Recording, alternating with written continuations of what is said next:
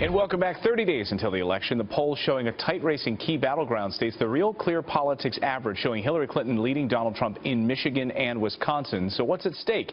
Here to help us break it all down is president of Rasmussen Media Group, Scott Rasmussen. Nice to see you this morning. Great to see you, Clayton. All right, so some of these, the Real Clear, in a head-to-head matchup right now, we have 48 to 44% for Hillary Clinton. And let's dive into some of these battleground states. Yeah. Well, again, let's put it all in context. Donald Trump has to win all of the red states that Mitt Romney won in 2012, and then he needs to find 64 other electoral college votes to move into the White House.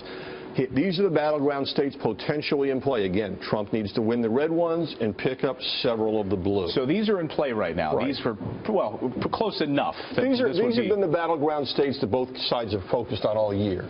If Donald Trump could flip Florida, that would get him 235 electoral college votes. He needs 270.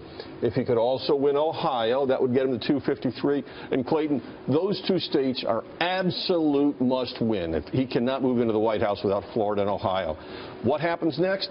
The path is a little tricky. So he's still not there, though. At 253, he still needs something else from the Obama days. That's right. So let's go up to Michigan and Wisconsin. Well, now, if he were to win Michigan, okay, then you would have something political junkies would love to talk about for years. It will be a 269 to 269 tie.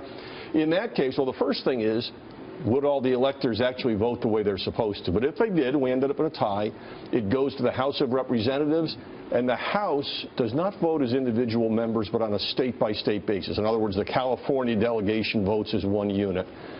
Normally, you would say a Republican would win that because of the breakdown of the House right now. So when's the last time we've seen something like that, a tie? 1824. It wasn't a tie, but it went to the House in 1824. And by the way, if you want a really crazy scenario, the Senate picks the VP. So if the Democrats had the Senate, you could end up with a president and a vice president from different parties. But you and I both know, Scott, we've predicted this whole election. We've said, it can't get any crazier. It can't get any crazier.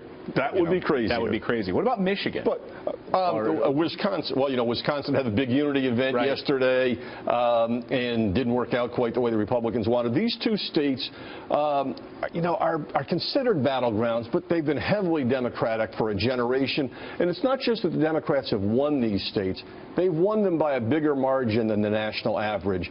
So these states would be a real heavy lift. And bluntly, if Donald Trump were somehow to pull off a real upset and win in Michigan, we're not going to be looking at a tie. He'd be winning in a lot of other states as well. Right, and he's been appealing to African-American voters in Detroit. He spent a lot of time in Michigan, and he's been going to Wisconsin. Right, now, in Michigan, too, it's, you know, this was the appeal of Donald Trump early on, those disaffected workers in places like Michigan and Ohio, big parts of Pennsylvania.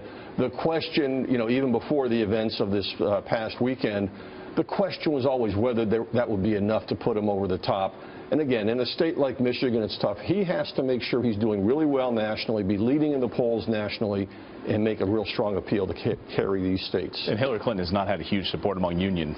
So that could be one area where he could, Well, and again, you're talking police unions as well. There are a lot of things that are out there.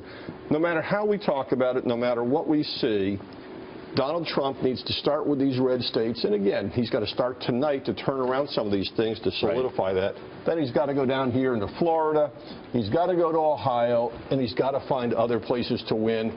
It's an uphill battle at the moment, but as you said earlier, everything's crazy this year. Well, we'll see tonight, see if he can do anything to turn some of this around. Scott, great to see you this morning. Great to see you, Clayton.